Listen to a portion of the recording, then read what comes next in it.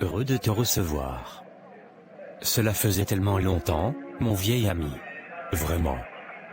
Tu as beaucoup changé. J'ai failli ne pas te reconnaître. Ah oui mon ami. Quand on gagne bien sa vie, il faut savoir le montrer. Allons-y. Ma femme nous attend à la maison. Il faut que tu voies ma nouvelle maison. Bien. Allons-y. Alors, comment était le voyage, cher ami? C'était assez long, mais ça s'est bien passé. J'ai hâte d'arriver, dans la chambre que j'ai louée, pour me reposer. Mais non. Ne me dis pas que tu vas aller à l'hôtel, alors que moi, ton ami, j'habite dans la ville, et j'ai une grande maison de plusieurs chambres. Pourquoi tu veux dépenser, alors que je suis là? Tu vas rester plusieurs semaines ici. Donc tu vas payer l'hôtel pendant tout ce temps? Au fait, ce n'est pas vraiment une chambre d'hôtel. C'est un petit studio, que j'ai loué pour le temps que je serai ici. Ne t'en fais pas. Mais non, j'insiste. On y va chez moi, tu vas voir ma maison. Je ne peux pas permettre que tu dépenses, alors que tu peux loger gratuitement chez moi. Quand même. J'insiste, Joachim. Bon. Si tu le dis alors. Oui. Je m'occupe des frais d'annulation, de ta réservation. Non mon ami, ne t'en fais pas, tu fais déjà beaucoup pour moi, merci beaucoup.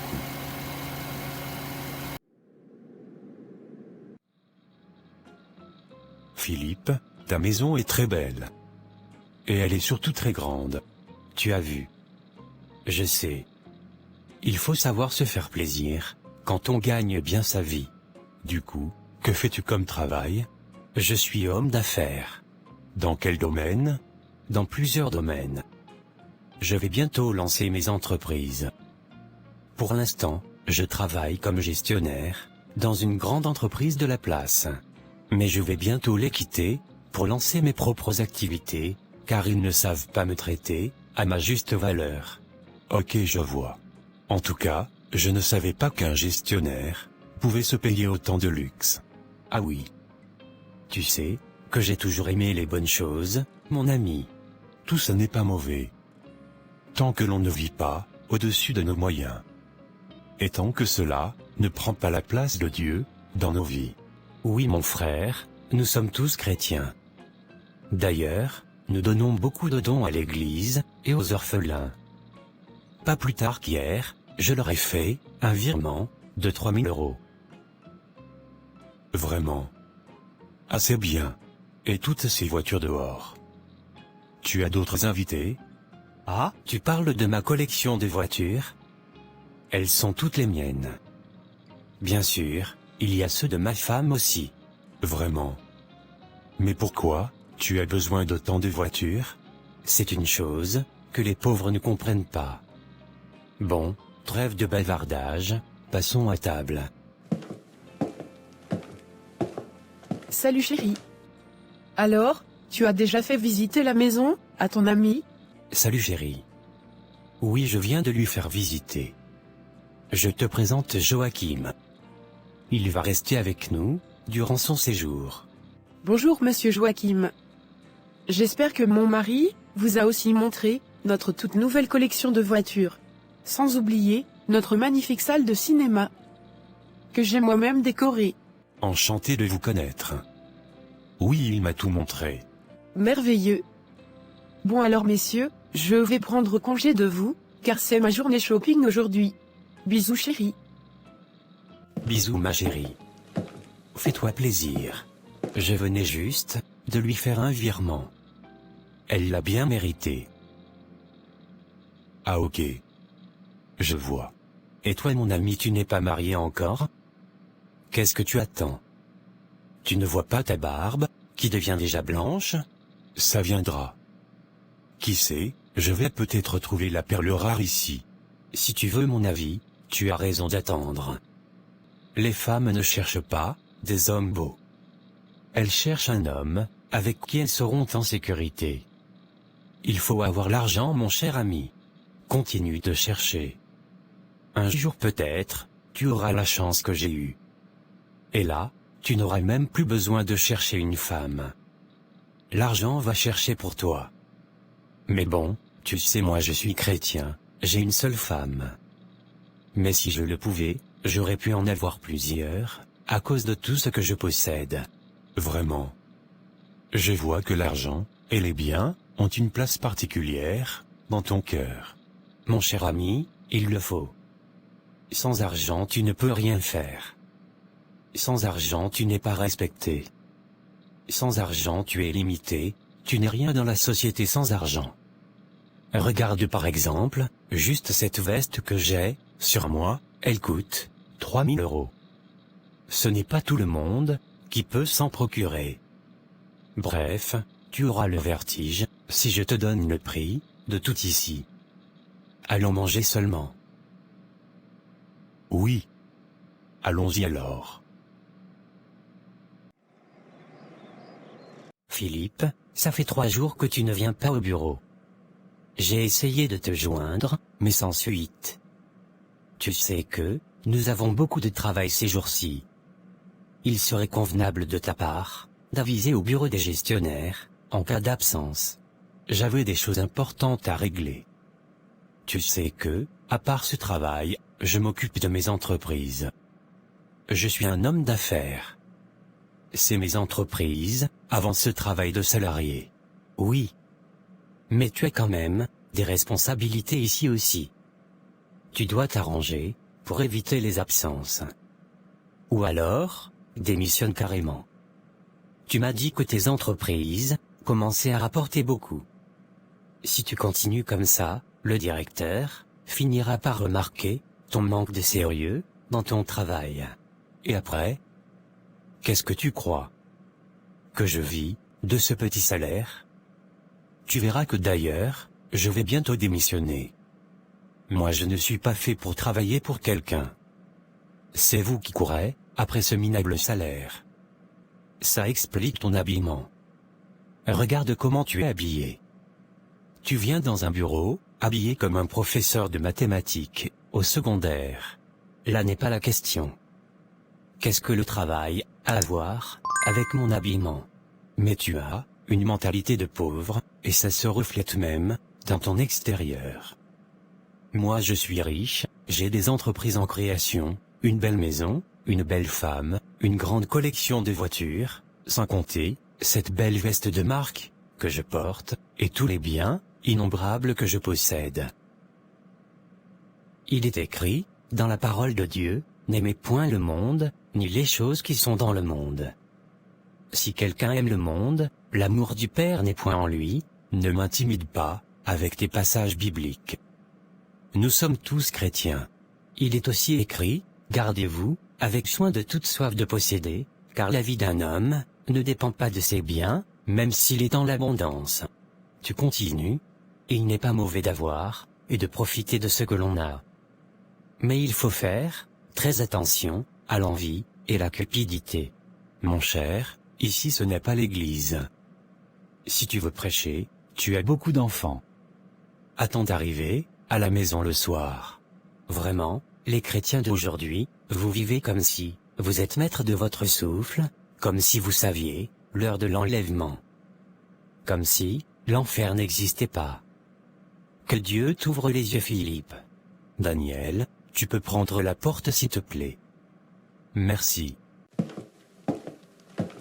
Et ferme bien la porte en sortant. Je t'avais dit que je viendrais, ma chérie. Je suis venu juste pour toi. Tu vois que je suis un homme de parole. Waouh. Tu es vraiment venu? Tu sais, quand tu disais que tu venais, je pensais pas que tu étais sérieux. Tu as fait tout ce chemin pour venir me voir. Je bénis le Seigneur. Joachim, tu m'as vraiment prouvé que tu es un vrai homme. Je ferai tout pour toi. Tu le sais. Comment avancent les affaires, la boutique? Tout va bien avec ma boutique, j'ai de plus en plus de clients. Et les affaires vont vraiment bien. C'est très bien. Tu sais, j'aimerais t'épouser le plus vite possible.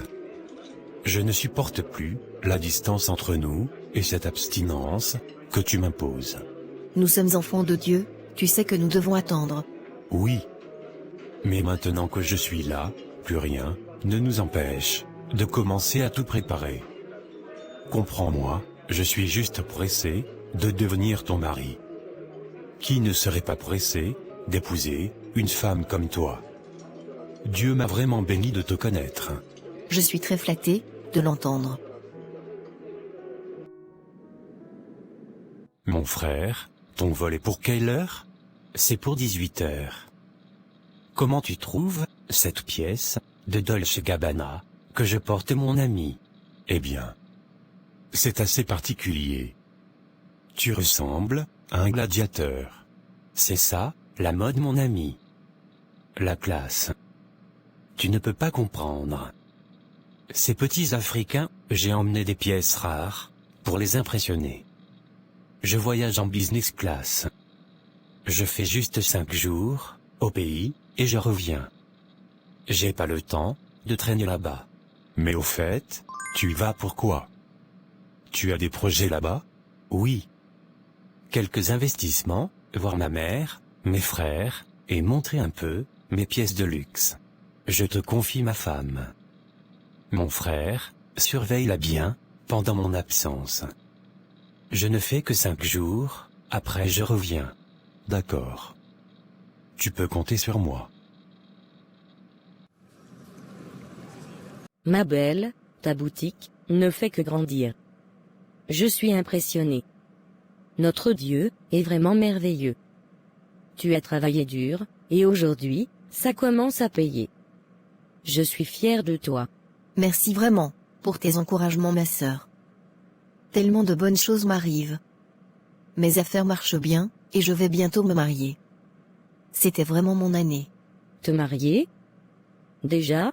Comment ça déjà? Toi aussi, ma copine. Je suis une femme mature, j'ai déjà l'âge pour ça. Mais tu ne connais pas bien le gars. Ça fait juste 2 mois que vous vous êtes rencontrés sur les réseaux sociaux. Et seulement quelques jours que tu l'as vu pour la première fois. Et tu veux déjà l'épouser. Tu sais, ma belle, en vrai, moi-même, je ne suis pas pressée. C'est lui qui veut vraiment qu'on fasse ça vite. Il dit qu'il ne supporte plus la distance et l'abstinence entre nous. Ah ma belle, ça c'est pas vraiment un bon signe. Est-ce que tu es sûre que ton gars là est un chrétien? Mais oui. Bien sûr qu'il est chrétien. Bon, c'est juste que, je suis un peu plus spirituelle que lui. Mais il est chrétien aussi. Ma chérie, quelqu'un que tu ne connais pas. Tu ne connais pas son passé, tu ne connais pas sa famille, même son entourage, tu ne connais pas vraiment. Ne sois pas pressé de dire oui. Prends ton temps. Anna, toi aussi, tu aimes souvent voir le mal partout. Arlène, le mariage n'est pas de la blague. Il faut bien observer. Mais tu l'as rencontré aussi. Tu as vu qu'il est gentil. Ma chérie, gentil, n'a jamais empêché divorce. Gentil n'est pas synonyme de maturité. Écoute mes conseils. Ah, tout ça c'est un peu stressant. Parlons d'autre chose seulement. Je ne suis pas pressée non plus. Je suivais seulement son rythme. Bon. Il est temps de passer au plan. L'autre jour, j'ai vu Philippe taper le mot de passe de son ordinateur. Je crois que sa femme dort déjà, alors, je vais aller voir si j'y trouve quelques informations intéressantes. Voyons voir.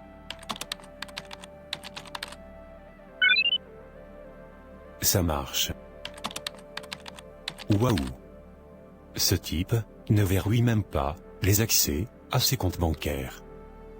Quel inconscient! Et avec toutes les dépenses que cet homme fait, il n'y a que ça dans son compte. Incroyable!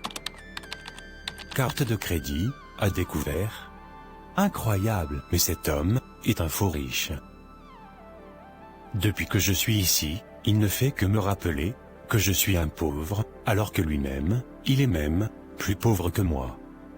Je vais lui voler le peu d'argent qu'il a dans son compte et tous ses objets de valeur, et je vais m'enfuir. On verra bien comment il va s'en sortir après ça. Boss. Vous vouliez me voir? Oui. Vous pouvez vous asseoir. Alors, dites-moi boss. Qu'y a-t-il? En passant, vous êtes bien habillé boss. De quelle marque il s'agit? Je préfère qu'on aille, tout droit, au sujet de votre convocation.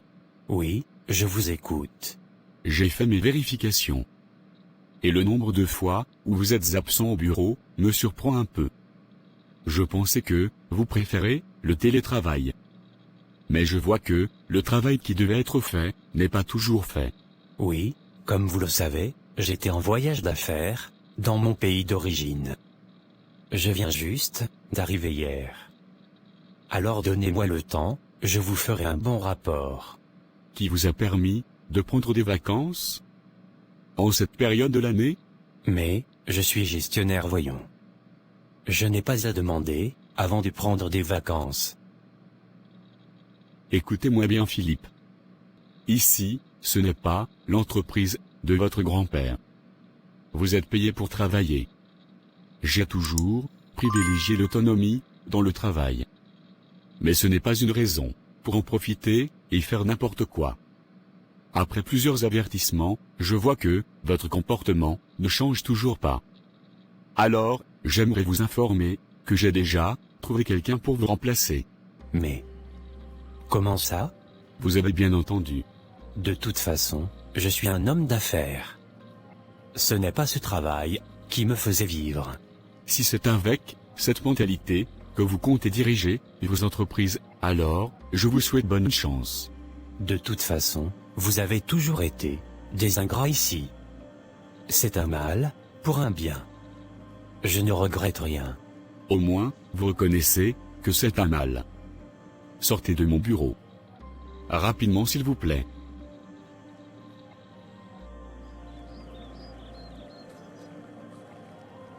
Bon. J'ai pris tout ce que j'avais à voler ici. Je vais vite aller chez Arlène pour lui faire signer un papier qui me donnera le plein droit à son entreprise.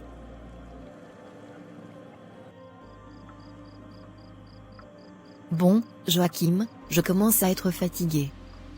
Je crois qu'il serait mieux que tu rentres. On va se voir demain. Et tu sais aussi qu'en tant que fiancé, chrétien, ce n'est pas très prudent de se retrouver tard, seul dans une maison. D'accord. J'ai apporté les documents pour ma demande de résidence ici. Il faudrait que tu les signes, car demain matin, j'ai rendez-vous à l'immigration. Je dois remettre les documents signés. Ah, Joachim, il est tard. Demain avant de partir, passe me voir, je vais lire, et je vais signer. Mais demain, ça sera trop tard. Tu sais bien que je n'aime pas faire les choses en dernière minute. Ou bien, tu ne me fais pas confiance? Mais tu aurais dû me le montrer avant. Écoute, tu dois signer ce papier vite, je n'ai pas de temps à perdre. J'ai un appel. Attends.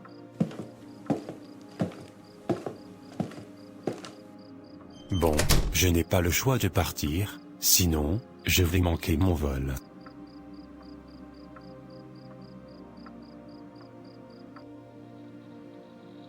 Mais où est donc ma femme? Et Joachim? Tous mes vêtements de marque ne sont plus là. Et toutes mes paires de chaussures ont disparu aussi. Mais, qu'est-ce qui se passe? Ce n'est pas possible. Mes montres, mes bracelets, tous mes objets de valeur ont disparu. Le numéro de Joachim ne passe pas. Et le peu d'argent que j'avais dans mes comptes ont été complètement vidés. On m'a tout volé.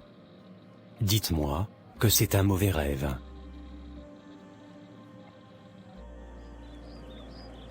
Pourquoi tu as renvoyé le chauffeur?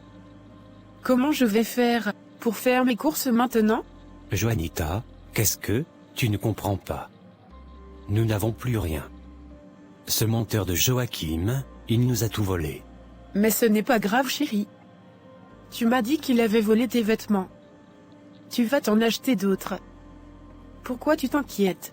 Il a vidé mes comptes, je n'ai plus rien. Vraiment? Mais, tu as toujours ton héritage. Donc, ce n'est pas bien grave chérie. Arrête de stresser pour rien. Juanita. Je n'ai pas d'héritage. Je t'avais menti. Quoi? Mais... Et tout cet argent, que tu me donnais? Et tes entreprises? Je n'ai pas d'entreprise. Je n'ai jamais concrétisé tous ces projets. C'est une blague j'espère. Explique-moi, d'où vient l'argent, que tu me donnes? Des cartes de crédit. Et quelquefois, des fonds de l'entreprise où je travaillais. Carte de crédit? Entreprise, où tu travaillais? Tu ne travailles plus? Mon boss m'a viré hier. Tu es sérieux? Donc comme tu es assis là, il ne te reste rien? Je n'ai plus rien. Tcha. Donc tu étais un pauvre, qui faisait semblant d'être riche? Tu as raison cher ami, il ne te reste rien. Parce que moi aussi, je m'en vais. T'en aller où? Tu vas rester avec moi, je te dis. C'est aussi de ta faute. Si tu n'avais pas laissé la maison, sans surveillance, il ne serait pas rentré dans ma chambre pour voler. Et si tu ne l'avais pas ramené ici, pour l'impressionner, rien de tout ça ne serait arrivé. Je démissionne de ta vie, cher ami. Vends ta maison, ça t'aidera à redécoller, sans moi. La maison n'est pas la mienne, je l'ai pris à crédit. S'il te plaît, ne pars pas, ne me laisse pas seul, tu es ma femme Juanita. C'est où, et quand? Que tu m'avais épousée? À quel moment? Je ne m'en souviens pas. Monsieur, va chercher une autre femme, qui supporte les hommes pauvres. Parce que moi, si je reste avec toi, c'est pour te manquer de respect, tous les jours, au point où tu vas me battre, et on va t'arrêter. Donc merci pour tout, bonne continuation dans la vie. Bisous bye. Waouh! C'est hallucinant, ce que tu me dis là. Donc, toutes ces histoires d'entreprise, tout était faux? Waouh! Comment tu vas faire alors? Je ne sais pas. Je suis dans les problèmes, Daniel. La banque n'arrête pas de m'appeler. En quelques jours seulement, j'ai accumulé 1 tonne de dettes. J'ai perdu ma maison, toutes les voitures. Je ne travaille même plus, alors, je n'ai plus de source de revenus. Je suis perdu, Daniel. Ah Philippe. Est-ce que je ne t'avais pas prévenu? À force de vouloir vivre au-dessus de tes moyens, à force de vouloir impressionner et paraître, tu as tout perdu. Depuis la nuit des temps, l'orgueil a toujours précédé la chute. Et le bien mal acquis n'est que ruine de l'âme. Sois toi-même dans la vie, tu n'as pas besoin d'impressionner qui que ce soit. Et n'oublie jamais qu'il n'y a rien de plus important que ta relation avec le Seigneur. Ton salut est plus important, Philippe. Je reconnais que je n'ai jamais été un vrai chrétien. Je comprends que c'est vraiment Dieu qui m'a enseigné pour que je lui donne mon cœur. J'aimerais me consacrer plus sérieusement au Seigneur. Je suis vraiment content de t'entendre le dire. Je vais t'aider. Tu peux rester ici avec moi, le temps que tu te relèves financièrement. Et je vais te prêter un peu d'argent, et t'aider à trouver du travail. Merci beaucoup, Daniel.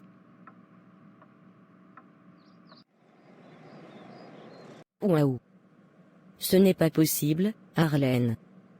Donc ce Joachim était au fait un voleur? Vraiment, il faut faire attention, de nos jours. Je te dis ma belle. Quand j'ai entendu la nouvelle, j'étais choquée. Donc Joachim vraiment, avec son petit visage d'ange, c'est un escroc, et un voleur? Waouh, je n'arrive presque pas à y croire. C'est un grand voleur, Anna. Un homme de bon cœur l'avait reçu chez lui, selon ce que j'ai entendu. Et il a volé tous les biens de cet homme, et il s'est enfui. Tu vois maintenant que j'avais raison quand je te disais de faire attention. Tu avais raison, Anna. Là vraiment, je te donne raison. Et tu sais, le jour où tu m'as appelé le soir pour me demander de venir te chercher à la gare. J'étais avec lui, et il voulait me faire signer un document, sans même que je ne l'ai lu. Merci mon Dieu de m'avoir préservé. Il a attendu que je sois fatigué pour chercher à me faire signer, je ne sais quoi. Je suis sûr que si j'avais signé ce maudit papier, je serais en train de pleurer en ce moment, Anna. Waouh. Cette histoire doit t'enseigner. On n'épouse pas quelqu'un à la va-vite, sans bien connaître sa vie. C'est très important. Ah oui. Vraiment, j'ai appris de cette histoire.